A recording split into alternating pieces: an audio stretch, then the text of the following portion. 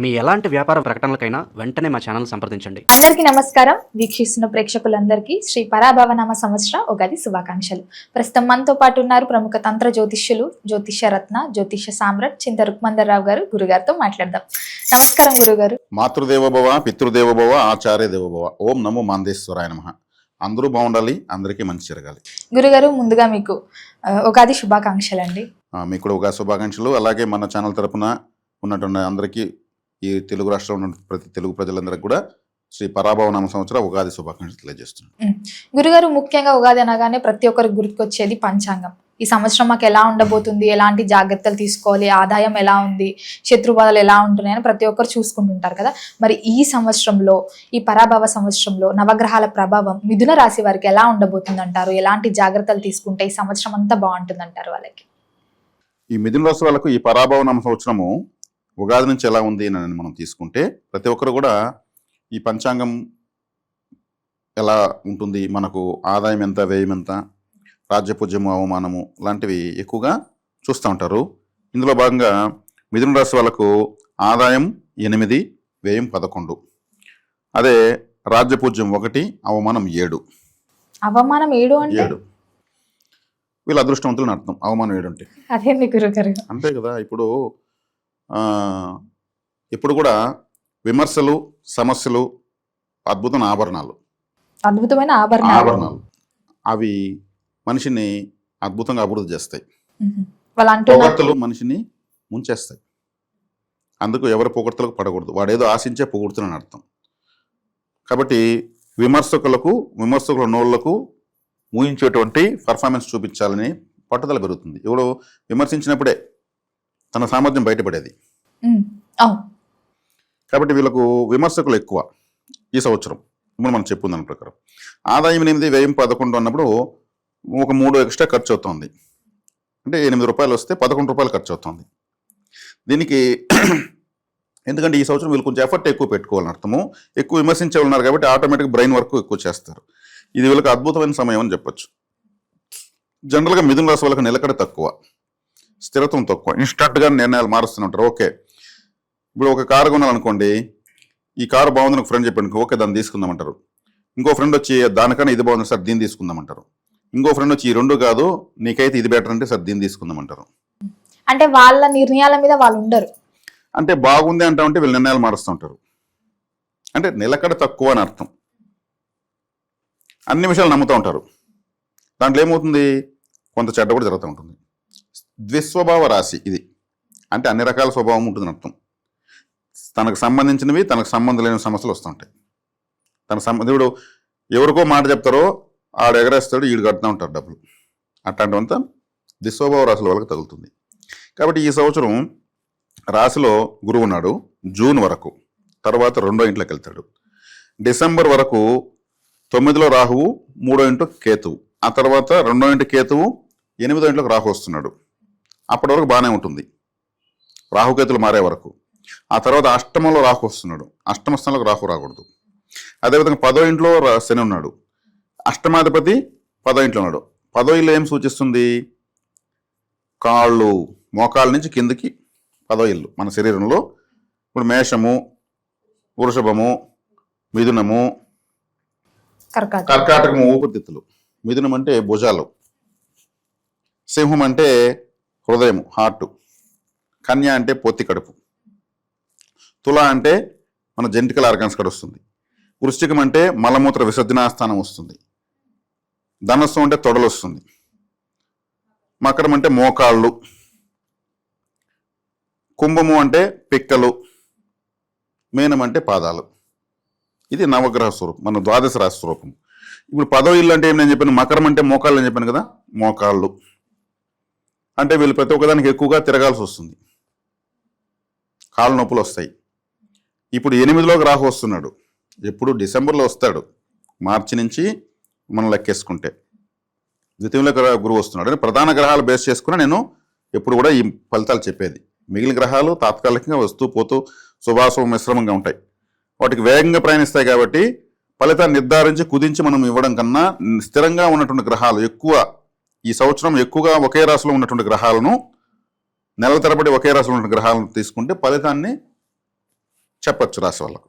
కాబట్టి 10వ ఇంట్లో శని ఉన్నప్పుడు ఆయన కాళ్ళు అన్నాము, అదే స్థానంలో ఉన్నాడు. వీళ్ళకి త్రిప్పటి ఎక్కువ ఉంటుంది, శ్రమ ఎక్కువ, ఫలితం తక్కువ ఉంటుంది. కానీ ఎంతో కొంత ఫలితం ఉంటుంది, ఫలితం లేకుండా ఉండదు. ద్వితీయంలోకి గురువు రావడం మంచిది. జన్మంలోకి గురువు ఉన్నప్పుడు వీళ్ళకు గ్యాస్ట్రిక్ ప్రాబ్లము, అజీర్ణము, ఇక మొహమాటము ఇవన్నీ ఉంటాయి. గురువు జన్మలో ఉండకూడదు. ఈ రాశికి బాధకాధిపతి జూన్ వరకు వ్యతిరేకంగా ఉన్నాడు. జూన్ తర్వాత ఫ్రీ అయిపోతుంది. అంటే ద్వితీయార్థము బాగానే ఉంది వీళ్ళకు. గురువు ద్వితీయంలోకి వస్తాడు కాబట్టి ద్వితీయార్థంలో చివరిలో డిసెంబర్లో రాహుకేతులు మారినప్పటి నుంచి జాగ్రత్తగా ఉండాలి.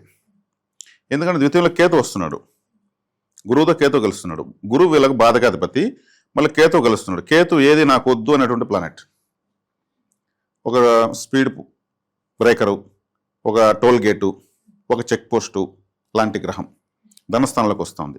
అప్పుడేమి ఆ ధన స్థానంలోకి ఏది వద్దని గ్రహం వస్తే ఏమవుతుంది? అన్ని కట్ చేస్తాడని అర్థం. అష్టమము అంటే 8వ స్థానం అంటే ఏమంటే ఆకస్మిక స్థానం. అంటే సడన్గా మనకు కష్టాలు వస్తాయి కదా, ఏదో సడన్గా ఏదో జరుగుతుంది అంటే మన సడన్గా ఏమొస్తుంది? అంబులెన్స్ వస్తుంది, సడన్గా వస్తుంది అంబులెన్స్. ఎప్పుడు వచ్చినా 8వ స్థానం అంటే ambulance, ICU, operation theatre, hospital, మన ఇంట్లో బాత్రూమ్ కూడా 8వ స్థానం. బాత్రూమ్ మనం సడన్గానే పోతాం. కాబట్టి 8వ స్థానం అక్కడికి ఆకస్మికమైనటువంటి ఒక మెలిఫిక్ ప్లానెట్ మన రాహు వస్తున్నాడు. దానికి ముఖ్యంగా పరిహారాలు చూసుకోవాలి. 10వ స్థానంలో శనేశ్వరుడు ఉన్నప్పుడు ఎక్కువగా ఆ 10వ స్థానం ఏం సూచిస్తుంది? బంధుకారకంలో అత్తగారిల్లు, భార్యకి అమ్మగారిల్లు, అక్కడికి ఎక్కువ వెళ్ళకూడదు. అక్కడ శనేశ్వరుడు అష్టమాధిపతి 10లో ఉన్నాడు కదా, కాబట్టి నిజంగా పని ఉంటేనే వెళ్ళాలి, లేదంటే లేదు. కాబట్టి ఇక్కడ 10వ స్థానంలో శని ఉండడము ఎఫర్ట్ ఎక్కువ, రిజల్ట్ తక్కువ. కానీ రిజల్ట్ తక్కువైనా రిజల్ట్ ఉంది. 2వ స్థానంలో గురువు ఉన్నాడు. ద్వితీయార్థంలో డిసెంబర్ వరకు బాగుంటుంది, ఫైనాన్షియల్గా మంచి గ్రోత్ ఉంటుంది. కేతు వచ్చినప్పుడు కొన్ని నిర్ణయాలు వీళ్ళకి వ్యతిరేకంగా తీసుకునే అవకాశం ఉంది. కేతు వచ్చాడు కాబట్టి ఏది వద్దంటాడు కదా, సరే ఇప్పుడు వదిలి మనం చూద్దామని అనుకోండి, దానివల్ల నష్టం ఎక్కువ ఉంటుంది. అంటే గ్రహ ప్రభావాలు అలా ఆలోచింపజేస్తాయి. అష్టమంలో రాహు ఉన్నాడు కాబట్టి ఆకస్మికంగా కొన్ని నష్టాలు జరిగే అవకాశం ఉంది. అదే అష్టమ స్థానం కూడా ఏం సూచిస్తుంది? ఇన్సూరెన్స్ని సూచిస్తుంది. అదే అష్టమ స్థానం లాటరీని సూచిస్తుంది. ఆకస్మికంగా వచ్చే లాభము అదే, ఆకస్మికంగా వచ్చే నష్టము అదే. కాబట్టి షేర్ మార్కెట్లో కేర్ఫుల్గా ఉండాలి. షేర్ మార్కెట్లో ఓ 1000 రూపాయలు పెట్టామనుకోండి, 10,000 వస్తుంది. అరే ఇప్పుడు కానీ 1,00,000 పెట్టుంటే 10 లక్షలు వచ్చి ఉంటుంది అనిపిస్తుంది. అప్పు చేసుకొచ్చి 1,00,000 పెడతారు, 1,00,000 పోతుంది, మొత్తం పోతుంది. షేర్ మార్కెట్ అంటే దాని అంత పెద్ద మైండ్ గేమ్ ఇంకొకటి లేదు. ప్రపంచంలో షేర్ మార్కెట్కి మించినటువంటి మైండ్ గేమ్ ఇంకొకటి లేదు. కాబట్టి షేర్ మార్కెట్, షేర్స్, ముఖ్యంగా బెట్టింగ్స్, గుర్ర పందాలు, ఈ గ్యాంబ్లింగ్ అంటే జోదం ఆడము, ఇవన్నీ రాహువే. All mafias రాహువే. ఆయన అష్టమంలో ఉన్నాడు, ఆకస్మిక స్థానంలో. వీళ్ళు ఎవరికి చెప్పకుండా రహస్యంగా ఇంట్లో కూడా తెలియకుండా పెట్టుబడి పెట్టి 1 కోటి రూపాయలు సంపాదించదని పెట్టి ఆ సైలెంట్కి వెళ్ళిపోతుంది, ఎవరికి చెప్పుకోలేరు. 3వ కంటి తెలియకుండా లోపల బాధపడుతూ ఉంటారు. అష్టమ స్థానంలో రాహు ఉంటే ఆ పని చేస్తాడు. రాహు అంటే మోసము, దగ, కుట్ర. ఆయన ఏం చేశాడు? దుస్థానము. 8వ స్థానం అంటే దుస్థానంలో ఉన్నాడు. కాబట్టి వీళ్ళకు దుర్గారాధన చాలా ఇంపార్టెంటు. వీళ్ళ యొక్క బాత్రూమ్ శుభ్రంగా పెట్టుకోవాలి. బాత్రూము పూజ రూమ్ కన్నా అద్భుతంగా పెట్టుకోవాలి. ఎందుకంటే ఆకస్మిక స్థానం అక్కడ రాహు ఉన్నాడు. 8 ఆకస్మిక అక్కడ రాహు ఉన్నాడు కాబట్టి ఎక్కువసేపు స్నానం చేయకూడదు బాత్రూంలో. పాటలు పాడుకుంటా ఆడ కూడా ఆన్ చేసి పెట్టేసి ఇయర్ ఫోన్స్ పెట్టుకుంటూ స్నానం చేయగలట. రాహు ఉన్నాడు ఇప్పుడు ఈ సంవత్సరం. అక్కడే కొంతమంది పోయి గంటలు కూర్చొని అన్ని ప్లానింగ్లు ఆడేస్తూ ఉంటారు. ఏం చేసుకోవాలంటే అక్కడ ఇప్పుడు అక్కడ ఆలోచన తగ్గించాలి. 8వ స్థానంలో అక్కడ పాపగ్రహం వచ్చింది. మన ఇంట్లో ద్వాదశ స్థానాలు ఉంటాయి. నేను ఎట్టయితే మన దేహానికి చెప్పానో మన ఇంటికి కూడా మేషము, వృషము అన్నీ ఉన్నాయి, నవగ్రహ స్థానాలు ఉన్నాయి. ఆ గ్రహాలకు ఇబ్బంది కలగకుండా రూములు, గడపలు, కిటికీలు పెట్టడమే వాస్తు బాగా పెట్టడం. నాకు ఇక్కడ పెట్టుకుంటే నాకు కన్వీనియంట్ పెడితే అక్కడ ఒక గ్రహానికి ఆ గ్రహానికి గురి కావాల్సి వస్తుంది. మనకు నచ్చినట్టు వాస్తు ఉంటుంది, వాస్తుకు అనుగుణంగా మనం ఉండాలి. కాబట్టి 8వ స్థానంలో రాహు ఉన్నాడు. నవగ్రహ వాస్తు కాబట్టి ఇంకోసారి వీడియో మనం చేద్దాం, ఇబ్బంది లేదు. అది మంచి నాలెడ్జ్ ఇచ్చేద్దాం. ఎవరికి వాళ్ళ వాస్తు పండితులు అయిపోవాలంతే, ఎవరు నమ్మి డబ్బులు పోగొట్టుకోకూడదు. కాబట్టి ఇక్కడ వీళ్ళు లాటరీలు, బెట్టింగ్స్, జూదాలు, ఈ గుర్ర పందాలు లాంటి వాటి జోలికి వెళ్ళకూడదు. బెట్టింగ్స్లో అసలు యువత చాలా మంది చెడిపోతున్నారు. దీనికంతా రాహువే కారణం. కాబట్టి తీసుకోవాల్సిన జాగ్రత్తలు, రాహుకి పరిహారము. శనేశ్వరుడి పరిహారం అత్తగారింటికి పెద్దగా వెళ్ళకూడదు, ఎఫర్ట్ ఎక్కువ పెట్టాలి. 100 రూపాయలుగా మనకు 100 రూపాయలు కాబట్టి 1000 రూపాయలు కష్టం పెట్టాలి, అప్పుడు 100 వస్తుంది. అప్పుడు 1000 రూపాయలు కాబట్టి 10,000 రూపాయలు కష్టం పెట్టాలి. అంటే ఎఫర్ట్ పెట్టాలని అర్థం. ఆ ఎఫెక్ట్ పెట్టినా కానీ రావట్లేదు కదా గురుగారు. అంటే తక్కువ వస్తుంది, ఎఫర్ట్ పెట్టి తక్కువ వస్తుంది. ఎంత వస్తుందో చూసుకుంటే దానికి ఇంకా ఎక్కువ ఎఫర్ట్ పెట్టాలని అర్థం ఇక్కడ. ఇది ఫ్యూచర్లో వీళ్ళకి ఉపయోగపడుతుంది. ఏ కంపెనీ అన్నా ఉద్యోగస్తులు తీసుకుంటే అనుభవం ఉండే వాళ్ళు, మీ ప్రీవియస్ ఎక్స్పీరియన్స్ ఏంటి, ఏ కంపెనీలో పనిచేస్తామంటే ఆ ప్రీవియస్గా ఒక 4 ఏళ్ళు పనిచేస్తుంటే ఎక్కువ జీతం ఇస్తే తీసుకునేస్తారు. అట్లా వీళ్ళ అనుభవం వీళ్ళకి పనికి వస్తుంది. రెండో ఇంట్లో ఒక గురువు వస్తున్నాడు, ఫైనాన్షియల్గా అవకాశాలు దొరుకుతాయి, వివాహాలు అవుతాయి, ఇంకా పిల్లలు పుడతారు. వీళ్ళకు మంచి స్పీకర్స్ ఎవరైనా ఉంటే, ఈ మిథున రాశిలో పుట్టి మంచి స్పీకర్స్ ఉంటే వాళ్ళకు కోచెస్గా ఒక ట్యూషన్ మాస్టర్ కావచ్చు, ఒక కోచింగ్ సెంటర్ కావచ్చు, ఇటువంటి పెట్టుకోవడానికి అవకాశాలు వస్తాయి. ఇటువంటి ఫీల్డ్లో ఉన్న వాళ్ళతో డెవలప్ అయిపోవచ్చు. ఇప్పుడు ఇదే మిథున రాశిలో పుట్టి టీవీ యాంకర్లుగా ఉంటారు, వాళ్ళకి మంచి గ్రోత్ వస్తుంది. రెండో ఇంట్లోకి మాటలో గురువు వస్తున్నాడు కదా, మంచి గ్రోత్ వస్తుంది. అంటే మనం కొన్ని నెగిటివ్స్ చెప్పాము, పాజిటివ్స్ ఉన్నాయి. పూర్తిగా నెగిటివ్ ఎవరికి ఉండదు. మిథున రాశి వాళ్ళు దుస్వభావం అంటే అన్నీ ఆలోచిస్తూ ఉంటారు, మంచి చెడు అన్నీ ఆలోచిస్తూ ఉంటారు, కాబట్టి నిలకడ తక్కువ. కానీ ఇందులో వీళ్ళు బెనిఫిట్ గురువు ద్వారా పొందుతారు. కేతు రెండో ఇంట్లో కూడా వైరాగ్యం వస్తుంది. ఆ వైరాగ్యం కోసం ఏం చేయాలంటే, వీళ్ళకి ఆదాయం కావాలనుకుంటే 10% దానం చేసేయాలి. ఏది నాకు వద్దు అనే ప్లానెట్ అని చెప్పాను కదా, కేతు ఏది నాకు వద్దు అంటాడు కదా, వస్తున్న ఆదాయంలో 10% దైవ సేవ లేదా సమాజ సేవ అనుకున్నాను అనుకోండి, అంటే దేవుడిని పార్ట్నర్గా పెట్టుకుంటాం మైండ్లో, అంతే కదా. అంతే, అది మైండ్లో ఉంటాడు ఆయన పార్ట్నర్. అడుగుతూ ఉంటాడు, నా 10% నాకు అంటూ ఉంటాడు. ఇచ్చేసాం అనుకో మళ్ళీ ఇంకో పని చేయిస్తాడు. అంటే దైవ బలం ఉన్నటువంటి గ్రహాలు ద్వితీయంలో కలుస్తున్నాయి, గురువు కేతువు. డిసెంబర్ తర్వాత అప్పుడు ఆ ప్రాంతంలో కేతు వస్తున్నాడు. కాబట్టి కేతు ఎప్పుడు ఆపుతాడు కదా, ఎప్పుడు ఆపడంటే దైవబలం, దైవ పరిహారం చేసుకుంటే, దైవానికి సేవ చేసుకుంటే అప్పుడే. దైవ చింతన కలిగి ఉంటే కేతు సూపర్గా పనిచేస్తాడు, ఇంక దేనికి పనిచేయడు ఎవరికైనా. కేతు అంటే సన్యాసి అని చెప్పాను కదా, సన్యాసి అంటే అన్ని నాకు వద్దు అనేవాడు కదా అర్థము. కానీ ఆ సన్యాసి ఏం కావాలంటాడు, నాకు దేవుడు కావాలంటాడు. ఆలయాలు, హిమాలయాలు, పీఠాలు, ఆశ్రమాలు ఇట్లా తిరుగుతూ ఉంటారు వాళ్ళు, దేవుడు చుట్టూ తిరుక్కుంటూ ఉంటారు, ఇంకేం వద్దు నాకు అంటూ ఉంటారు. కాబట్టి దైవ సేవ చేస్తే కేతు అనుకూలైపోతుంది, అంటే ఆశీర్వదిస్తాడు దేవుడు. గురుగారు, మరి ముఖ్యంగా మొదటి 6 నెలలు ఎలా ఉంటుందంటారు మిథున రాశి వారికి? మొదటి 6 నెలల్లో కాస్త ఇబ్బంది అని చెప్పాను. జన్మంలో గురువు ఉన్నాడు, గ్యాస్ట్రిక్ ప్రాబ్లము, మొహమాటము, ధన నష్టము, నిర్ణయాలు మెటీరియల్ కాకపోవడము లాంటివి జరుగుతాయి. మొదటి 6 నెలలు అనుకూలంగా ఉన్న గ్రహాలు రాహువు, శని అనుకూలంగా ఉన్నారు. శనేశ్వరుడు కూడా మధ్యస్థంగానే ఉన్నాడు 10వ ఇంట్లో, అష్టమాధిపతి 10వ ఇంట్లో, కాబట్టి ఎఫర్ట్ ఎక్కువ ఉంటుంది. శని అంటే కర్మకారకుడు కాబట్టి శని కూడా జూన్ జూలై ప్రాంతంలో వక్రిస్తున్నాడు, అంటే వెనక్కి తిరుగుతున్నాడు. శని వెనక్కి తిరిగితే పరిస్థితి, శని వృత్తి కర్మకారకుడు, అంటే మనం చేసే ప్రతి పని శనేశ్వరుడే. నేను ఏ పని చేయను అంటే కూడా దానికి శనేశ్వరుడు, అది కూడా ఒక పనే. నిద్రపోతే అది ఒక పనే, తింటే అదొక పనే, దొంగతనం చేస్తే అదొక పనే. ప్రతి పనికి కర్మ, ప్రతి ఒక్కటి కర్మ, శుభకర్మ అశుభకర్మ. కర్మకారకుడు శని, ఆయన కర్మస్థానంలో ఉన్నాడు కాబట్టి ఎక్కువ కష్టపెడతాడు. ఆయన వక్రించాడు అనుకోండి, మనం చేసే పనిలో నిన్న ప్రాజెక్టులు మారిపోతాయి. కొంతమంది చెప్తారు వాళ్ళు బై బర్త్ శని వక్రంలో ఉంటాడు, వాళ్ళు 10, 20, 30 వ్యాపారాలు చెప్తుంటారు. నేను ఈ వ్యాపారం చేసినప్పుడు మళ్ళీ 2 సంవత్సరాలతో ఈ వ్యాపారం చేసిన వాళ్ళంతా శనిశ్వరులు వక్రంగా ఉన్నవాళ్ళు. కాబట్టి శని వక్రంగా వస్తున్నాడు ద్వితీయార్థంలో. ప్రథమార్థంలో శని వక్రంగా లేడు కాబట్టి, ప్రథమార్థంలో కూడా ద్వితీయార్థంలో శని వక్రిస్తున్నాడు. ప్రథమార్థంలో గురువు అనుకూలం లేడు, ద్వితీయార్థంలో గురువు అనుకూలమవుతున్నాడు. ప్రథమార్థంలో రాహుకేతులు అనుకూలంగా ఉన్నారు, ద్వితీయార్థంలో రాహుకేతులు వ్యతిరేకంగా వస్తున్నారు. అంటే ఇక్కడ వచ్చేకాడికి ప్రథమార్థంలో శని బాగుంటే ద్వితీయార్థంలో గురువు బాగున్నాడు, ద్వితీయార్థంలో శని బాగాలేడు. ప్రథమార్థంలో రాహుకేతులు బాగున్నారు, ద్వితీయార్థంలో బాగాలేరు. అంటే ఇక్కడ ఏమవుతుంది, వీళ్ళు ప్రథమార్థ ద్వితీయార్థులకు ఇప్పుడు ప్రథమార్థంలో శుభంగా ఉన్నవి ద్వితీయార్థంలో అశుభంగా, ద్వితీయార్థంలో శుభంగా ఉన్నవి ప్రథమార్థంలో అశుభంగా, ఇలా ఉంది. అంటే ఎనర్జీస్ మారుతున్నాయి, అంటే కారకత్వాలు మారుతున్నాయి. అంటే ఇప్పుడు శనేశ్వరుడు అంటే వృత్తికారకుడు అని చెప్పాను నేను. ఆయన వక్రించాడంటే వృత్తిలో మన మార్పులు, నేను కొత్త వ్యాపారం స్టార్ట్ చేయడము, లేదా ఉన్న వ్యాపారం ఆపేయడము, లేదా దీన్ని డెవలప్ చేయాలనేసి వృత్తిలో మార్పులు. స్థిరంగా ఇట్లా ఉంటే ఈ ఆదాయం చాలడం లేదని అంటారు కదా, అలా వృత్తిలో మార్పులు ఇలా జరుగుతాయి అనమాట.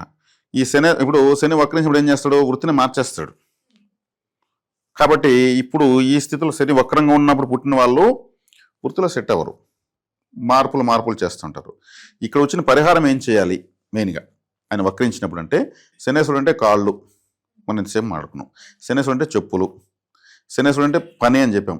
ముఖ్యంగా నడక, కాళ్ళతో చేసే పని ఏమి నడకే కదా, నడక. శనేశ్వరుడు ఒక ఆయుధం చీపురు కట్ట, ఆయన యొక్క ఆయుధం చీపురు.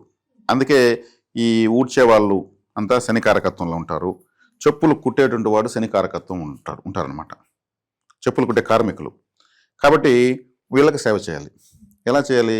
ఇప్పుడు మనం వాకింగ్ అంటే నడకంటే శని కదా, శని వక్రమయ్యాడు అంటే వెనక్కి తిరుగుతున్నాడు, అంటే మనం వెనక్కి నడవాలి. డైలీ వాకింగ్ చేసేటప్పుడు ఒక 10 feet వెనక్కి రివర్స్ వాకింగ్ చేయాలి. సరదాగా స్కై వాకింగ్ లాగా ఎలా పెట్టుకుని ఒక 10 feet 20 feet రివర్స్ వాకింగ్ చేయడం వల్ల శని వక్రత నశిస్తుంది. అదేవిధంగా చెప్పులు అని చెప్పాం. చెప్పులు కుడికాలు చెప్పు ఎడంకాలకి, ఎడంకాలు చెప్పు కుడికాలకి వేసుకుని మళ్ళీ మామూలుగా వేసుకుని మళ్ళీ పోవాలి. అంటే అన్కంఫర్ట్లోకి వచ్చి కంఫర్ట్ అవ్వాలి. చెప్పులను వక్రించడం వల్ల శని వక్రత నశిస్తుంది. చీపురు కట్ట ఎలా యూజ్ చేస్తారు? ముందుకి వెనక్కి, ముందుకి వెనక్కి, అంటే వక్రం చేస్తేనే శుభ్రం అవుతుంది ఎక్కడ కానీ. ఆ ఆయుధమే అదే ఆయన యొక్క ఆయుధం. చీపురు కట్టలు శనివారం రోజు శివాలయానికి గిఫ్ట్గా ఇవ్వాలి. అద్భుతంగా పనిచేస్తుంది. ఆలయ శుభ్రతకు మనం పనిచేస్తుండేది. లోపల విగ్రహానికి అందరూ అభిషేకం చేస్తారు, ఆలయానికి ఊరు చేస్తారు అభిషేకము. కాబట్టి చీపురు కట్టలు ఇవ్వడం వల్ల మనం కారణమవుతాం. ఆలయం ప్రతిరోజు శుభ్రమవుతూనే ఉంటుంది. ప్రతి శనివారం ఇవ్వడం వల్ల అంటే మొదటి శనివారం శివాలయానికి ఇవ్వాలి. నెలకు ఒక ఆలయానికి ఇస్తూ ఉండొచ్చు, మిగిలిన ఆలయాలకు. ఓ సంవత్సరంలో ఏమవుతుంది, ఓ 10 ఆలయాలు మన వల్ల శుభ్రమవుతాం అంటే గ్రహాలు వ్యతిరేకంగా పనిచేస్తాయి. అసలు చెయ్యి అద్భుతమైన పరిహారం. అంటే గురుగారు మొదటి శనివారం అంటే అమావాస్య తర్వాత వచ్చిన మొదటి శనివారమా? మీరు ఇవ్వాలనుకుంటే ఏ రోజు ఇస్తే అదే మొదటి శనివారం. నెక్స్ట్ శనివారం వచ్చింది అనుకోండి, మీరు ఇచ్చినారనుకోండి, మీరు ఇచ్చిన మొదటి శనివారం అవుతుంది. అట్లా కౌంట్ చేస్తారు. సేవ చేయాలంటే వారాలు, తిథులు, నక్షత్రాలు, దుర్ముహూర్తాలు, వర్జ్యాలు, రావుకాలం ఏమకంటే అవసరం. సేవకు అడ్డం ఏది లేదు. శనివారం రోజు మీరు సమర్పించవచ్చు. ఇక్కడ గుడికి దానం ఇస్తున్నానని చెప్పకూడదు. మనం ఇస్తే దానం తీసుకునే పరిస్థితి దేవుడు ఎక్కడ ఉంటాడు? సమర్పణ, కానుక ఇవ్వడం. అలా మనము నెలకు కాలానికి ఇస్తామంటే చక్కగా ఆలయాలు శుభ్రమవుతూ ఉంటే దేవతానుగ్రహం లోడ్ అవుతుంది మన జీవితానికి. కాబట్టి శని వక్రమైనప్పుడు చేయలేని కారకత్వాలు. అదేవిధంగా చెప్పులు కుట్టే కార్మికులు ఉంటారు. వాళ్ళు ఎండకు, గాలికి, దుమ్ముకి, ధూళికి ఒక చిన్న అంబ్రెల్లా పెట్టి కూర్చో ఉంటారు. దాన్నే నమ్ముకుంటారు. చెప్పును బట్టి నమ్ముకుని బతుకుతున్నారు. సాక్షాత్ శనేశ్వరుడే అనుకోవాలి, శని భగవాన్లు అనుకోవాలి. శనేశ్వరుడుగా శని భగవాన్లు వాళ్ళు. వాళ్ళకి ఏదన్నా వాటరు, ఫుడ్. వాటర్ అంటే ఇప్పుడు చంద్రుడే కదా, చల్లగా వాళ్ళకి వెళ్తుంది. ఫుడ్ వెళ్తే డబ్బులు ఇవ్వచ్చు, 100 రూపాయలు కూడా ఇవ్వచ్చు, నష్టమేం లేదు. ఆలయాల్లో చెప్పుల కౌంటర్ ఉంటుంది. కౌంటర్లో పనిచేస్తూ ఉంటారు. చెప్పుల కౌంటర్లో మనిషి చెప్పులు తీసి భద్రంగా పెట్టి మనం వచ్చేవారు దాన్ని కాపలా కాసి మళ్ళీ మన చెప్పులు మనకి ఇస్తారు. వాళ్ళకి ఇవ్వరు డబ్బులు, అసలు ఉండిలో వేస్తారు వేలకు వేలు. వాళ్ళకి ఏదైనా ఇవ్వాలి. వాళ్ళ పిల్లలు ఉంటారు, వాళ్ళ ఫ్యామిలీ ఉంటుంది. ఆ చెప్పుల కౌంటర్లో పనిచేయడం ఎవరైనా ఇష్టపడతారా? కానీ వాళ్ళు దాన్ని ఎంతో గౌరవంగా చేస్తారు. వాళ్ళని మనం గుర్తించామనుకోండి, శనేశ్వరుడు యాక్టివేట్ అవుతాడు. ఇక్కడ ఏకంగా ఒక ప్లానెట్ గ్రహాల్లోకి ఈశ్వర ఈశ్వర ఈశ్వర అని పిలుచుకున్న ఏకైక గ్రహం శనేశ్వరుడు. గురుగ్రహాన్ని గురీశ్వర అనరు, బుధేశ్వర అనరు, కుజేశ్వర అనరు, రవీశ్వర అనరు. ఒక శనేశ్వరుడు మాత్రం సాక్షాత్ ఈశ్వరునితో సమానంగా పిలుస్తారు. కర్మకారకుడు, శనీశ్వరుడు. వాళ్ళని గుర్తించాలి. ఆ గ్రహ కారకత్వ వ్యక్తులను గుర్తించాలి. అప్పుడు గ్రహం శనేశ్వరుడు సేవకే బానిస. తైలాభిషేకం చేసేది, దీపాలు పెట్టేది, నల్ల ఒత్తులతో దీపాలు పెట్టేది, ఇవంతా ఓవర్ యాక్షన్. నాకు తెలిసి నేను ఎవరిని విమర్శించడం లేదు, సేవ చేయమని ఇంకొక రకంగా చెప్తున్నాను. ఇవన్నీ కూడా ఖర్చులు ఎవరి శక్తి మేర వాళ్ళు చేయొచ్చు. శని వక్రిస్తున్నాడు కాబట్టి ఈ విధమైనటువంటి ఆలయ, వ్యక్తిగత తంత్ర పరిహారాలు చేయడం మంచిది. కొంతమంది ప్లాట్ఫామ్ పైన చీప్ క్వాలిటీ చెప్పులు అమ్ముతూ ఉంటారు. 50 రూపాయలకు ఒక జత, 100 రూపాయలకు ఒక జత వస్తాయి. అవి పెట్టుకుంటారు. అవి వాళ్ళకి ఎక్కడో పెట్టుకుంటారు. పాపం వాళ్ళకి షాపులు కూడా ఉండవు. అవి కలర్ కూడా పుడుస్తాయి. ఒక నెలకంతా అక్కడ పెట్టే కలర్ పుడుస్తాయి. తుమ్ము తట్టుకుంటూ ఉంటారు. అంటే చెప్పులు నమ్ముకొని బతుకుతున్నారని అర్థం. అటువంటి వాళ్ళకి ఏదైనా సహాయం చేయండి. చెప్పులు అంటే శనేశ్వరుడు కాబట్టి ఇది. అదేవిధంగా శని వక్రిస్తున్నాడు కాబట్టి ఎందుకు ఇన్ని చెప్పాల్సి వస్తుందంటే, ఇప్పుడు మనం చెప్పామంటే ఎవరికి తగింది వాళ్ళు చేసుకుని ఉద్ధరించబడతారని చెప్తున్నాం. శనేశ్వరుడు కాలభైరవుని శిష్యుడు. ఆయనకు గురువు ఉన్నాడు. ఆయన ఎవరో కాదు, కాలభైరవుడు. మనం కాలపురుషుడు అంటున్నాం కదా జ్యోతిష్ శాస్త్రంలో. ఆ కాలపురుషుడు కాలభైరవుడే, ఆయన శిష్యుడు. కాబట్టి కాలభైరవ ఆరాధన ఎక్కువ చేయండి. కాలభైరవ అష్టకం చదవండి, వినండి. వీధి కుక్కలకు ఫుడ్ పెడితే కాలభైరవుడు యాక్టివేట్ అయిపోతాడు. ఆయన వాహనము. కాలభైరవుడు అనుగ్రహం కావాలంటే పోయి ఎక్కడో కాశీకో ఇంకో చోటకు పోల్చుకోనలా. మన ఇంట్లో వీధిలో కుక్కలకు ఫుడ్ పెడతా ఉంటే కాలబడి యాక్టివేట్ అవుతాడు. రియల్గా అవి తింటాయి కదా. ఆయన యొక్క వాహనాన్ని మనం సేవ చేస్తున్నాం కదా. కాలబడి సేవ చేసే వాళ్ళకి శనేశ్వరుడు అనుకూలమైపోతాడు. గురువు సేవ చేస్తున్నాం. ఇంకేం కావాలి అసలు పరిహారం? కాబట్టి శని వక్రం వృత్తికారకుడు, కర్మకారకుడు, అందరికీ వృత్తి వ్యాపారాలు బాగుండాలి కదా. కాబట్టి శనేశ్వరుడు వక్రిస్తున్నాడు కాబట్టి ఈ పరిహారాలు చేసుకోవాలి. గురుగారు మరి ముఖ్యంగా విద్యార్థులకు ఎలా ఉంటుందంటారు ఈ సంవత్సరం అంతా? విద్యార్థులు బాగుంది. అంటే ప్రాథమిక విద్య అంటే 2వ స్థానమే. అదే ఉన్నత విద్య అంటే కొంచెం హై స్కూల్ విద్య అంటే 4వ స్థానము. ఇంకా ఇంటర్ వరకు, ఇంటర్ దాటి డిగ్రీ, బీటెక్, ఎంటెక్, ఇంకేదో టెక్లు ఉంటాయి, అవన్నీ 9వ స్థానం. ఇంకా విదేశాల్లో పోయి చదివేటువంటి విద్యలు 12వ స్థానం. ఇప్పుడు ప్రాథమిక విద్యలో ఉన్నటువంటి విద్యార్థులకు గురువు అక్కడికే వస్తున్నాడు, ప్రాథమిక విద్యలోకి వస్తున్నాడు, బాగుంటుంది. కాబట్టి ఈ విద్యార్థులకు బాగానే ఉందని చెప్పచ్చు. విద్యాస్థానంలోకి గురువు రావడం అంటే వీళ్ళకి స్టూడెంట్స్కి టీచర్కి బాగా కమ్యూనికేషన్ బాగుందని అర్థం. ఇప్పుడు స్టూడెంట్స్తో టీచర్ బాగున్నాడు అనుకోండి, వాళ్ళకి డౌట్లని ధైర్యంగా అడుగుతారు. అదే ఆ టీచరు ఇంతలా మీసాలు ఇంత పెద్ద కన్నులు పెట్టుకుని కూర్చుంటే మనం చూస్తారా? భయపడిపోతారు. ఆయన చూస్తే ఆ సార్ని చూస్తే మాకు భయము, ఆయన ఏమనడు అని ఒక అట్టు ఉంటుంది. ఇవి చాలా ఇంపార్టెంట్. గురువే డైరెక్ట్గా విద్యాస్థానాలకు వస్తున్నాడు, విద్యార్థులు బాగుంది. కాబట్టి గ్రహకారకత్వం అనుకూలంగా విద్యార్థులకు ఉంది. విద్యలో మంచి ఉన్నతిని సాధిస్తారు. కుటుంబ వాతావరణం ఎలా ఉంటుంది? కుటుంబం అనే స్థానంలోకి గురువు వస్తుంది. విద్య, కుటుంబము, వాక్కు, ధనము అనే స్థానంలోకి, తిండి అనే స్థానంలోకి గురువు వస్తున్నాడు కాబట్టి వాటన్నిటికి లోటు ఉండదు. కుటుంబము అంటే భార్య పిల్లలు, లేదా స్త్రీలకైతే భర్త పిల్లలు, కాబట్టి వివాహం అవుతుంది. ఒక గృహస్థులు కావాలంటే, కుటుంబం ఏర్పడాలంటే, ఇప్పుడు ఒక అమ్మాయికి వివాహం అవుతుంది, ఆ అమ్మాయి వాళ్ళ అమ్మ వాళ్ళ రేషన్ కార్డులోంచి కట్ అయిపోతుంది పెండ్లి అయిపోయిన తర్వాత. ఆ కుటుంబం నుంచి రికార్డు స్కూల్లో మారిపోతాయి. ఆ ఇంట్లోకి మళ్ళీ యాడ్ చేసుకుంటారు. మీ ఊర్లో యాడ్ చేసినట్టు చూపించండి, సర్టిఫికేట్ తండి, ఇక్కడ మేము యాడ్ చేస్తాం. కాబట్టి కుటుంబ స్థానం బాగుంది. పెళ్ళిళ్ళు అవుతాయి, పిల్లలు కూడా పుడతారు. పెళ్ళైన వాళ్ళకు కుటుంబం ఏర్పడాలంటే ఒక అబ్బాయి అమ్మాయి పుడితే వీళ్ళ మధ్యలోకి ఒక ఫ్యామిలీ మెంబర్ వచ్చినట్టు. భార్య భర్త, మీకు పిల్లలు ఎంతమంది అంటారు కదా, పిల్లలు పుడతారు. అది కేతు వచ్చిన తర్వాత ఆభాషణలు కావడానికి, పిల్లలు ఆలస్యం కావడానికి అవకాశం ఉంటుంది. కేతు అంటే నాకు ఏది వద్దనే గ్రహం కదా, తడబాట్లు ఇస్తాడు. కేతువు తల్లే లేదు, తల్లలేనటువంటి హ్యాండిక్యాప్డ్ ప్లానెట్ అనమాట. ఆయన వచ్చినప్పుడు ఏమవుతుంది, పిల్లలు కూడా ఆటంకాలు ఏర్పడతాయి. కాబట్టి కేతు అంటే మోక్షకారకుడు కాబట్టి దైవ పరిహారం ఎక్కువ చేసుకోవాలి. విఘ్నేశ్వర ఆరాధన, సుబ్రహ్మణ్య ఆరాధన చేయాలి. ఈ విఘ్నేశ్వరుడు సుబ్రహ్మణ్యేశ్వరుడు చేతిలోనే ఉంటాడు కేతు, ఇంకెవో చేతిలో ఉండడు, వాళ్ళిద్దరు కంట్రోల్లో ఉంటాడు. కాబట్టి సుబ్రహ్మణ్య ఆరాధన, విఘ్నేశ్వర ఆరాధన చేయాలి. గృహయోగం, వాహన యోగం ఉందంటారా? గృహ వాహన యోగాలకు సంబంధించి మధ్యస్థంగా ఉంది. ఎందుకంటే గృహస్థానాన్ని శని చూస్తాడు, అష్టమాధిపతి 4వ ఇంటిని చూస్తాడు. కాబట్టి గృహ వాహన యోగాలు సాధారణంగా ఉంది, అంత ఉన్నతంగా అయితే ఏం లేదు. రైతులకు ఎలా ఉందంటారు? రైతులకు కష్టం ఎక్కువ, ఫలితం తక్కువ. శనేశ్వరుడే శ్రమ కర్మగ్రహం అంటే రైతులు కష్టపడుతూ ఉంటారు కాబట్టి ఎక్కువ కష్టము, ఫలితం తక్కువ ఉంటుంది. నేను చెప్పినటువంటి శనిగ్రహ పరిహారాలు చేసుకుంటూ వస్తే ఇంకొంత ఎక్కువ ఫలితం తీసుకోవచ్చు. గురుగారు మరి మొత్తం మీద ఈ సంవత్సరం అంతా ఇంకా బాగుండాలంటే ఏ దైవాన్ని పూజించమంటారు, ఎలాంటి పరిహారాలు చేసుకోవచ్చు అంటారు? మిథున రాశి వాళ్లకు ద్వితీయ స్థానము అయినటువంటి కర్కాటక రాశి, కర్కాటకము ద్వితీయం అంటే ధనస్థానము, డబ్బులు కావాలి కదా. మనిషి ఎప్పుడు కోరుకునేది ఇన్ని బాధలు డబ్బులు వస్తూ ఉంటే ఆ బాధను మర్చిపోతాడు. ద్వితీయంలోకి గురువే వెళ్తున్నాడు, ధనకారకుడు వెళ్తున్నాడు. ఈ ధనకారకుడు వెళ్తున్నాడు కాబట్టి వీళ్ళు ద్వితీయం అంటే కర్కాటక రాశి కాబట్టి చంద్రుడి యొక్క రాశి కాబట్టి చంద్రుడికి అధిష్టాన దేవత అమ్మవారు. ఏ అమ్మవారు చూసినా పైన చంద్రుని పెట్టుకుంటుంది, చంద్రవంకిలా ఉంటుంది. ఆమె యొక్క ఒక ఆర్నమెంట్ లాగా చంద్రుని పెట్టుకుంటారు. కాబట్టి అమ్మవారిని ఆరాధించడం మంచిది. ప్రతి సోమవారము అమ్మవారి దగ్గరికి శివాలయానికి వెళ్తే పార్వతీదేవిని, లేదు రాజరాజేశ్వరి దేవి, లలితాదేవి, గాయత్రీదేవి, సరస్వతీదేవి. ఎందుకు వీళ్ళని చెప్తున్నానంటే ఇప్పుడు కాళికాదేవి, దుర్గాదేవి, చండీదేవి వాళ్ళ ఆయుధాలు వెపన్స్ ఎత్తుకుంటారు. ఇక్కడ వెపన్స్ కాకుండా వడాపాయసం తినే దేవతలు చెప్తున్నాను నేను. వాళ్ళు నాన్ వెజ్ తింటారు. ఇక్కడ చంద్రుడు సౌమ్య గ్రహం. వీళ్ళు నమస్కారము, సమర్పణ, దీపము, ధూపము, పొంగలి ఇట్లాంటివి తింటారు వీళ్ళు ఈ స్వరూపాల్లో.